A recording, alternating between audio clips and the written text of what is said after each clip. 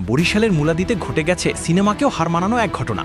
গচ্ছিত রাখা টাকা আর স্বর্ণালঙ্কার ফেরত চাইতেই দুই ভাই মিলে অপর ভাইয়ের দুই চোখ উপড়ে ফেলেছে।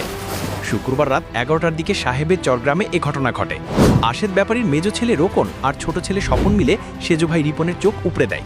কারণ রিপন নাকি ৩৫ লাখ টাকা আর ২০ ভরি স্বর্ণ গুচ্ছিত রেখেছিল রোকনের কাছে।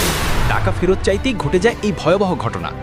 এমনকি স্থানীয়রা বলছে বাবা নিজেই নাকি ছেলেদের নির্দেশ দিয়েছিলেন রিপনের চোখ উৎপাটন করতে, মানে বাবার আদেশে ভাইয়ের চোখ গেছে।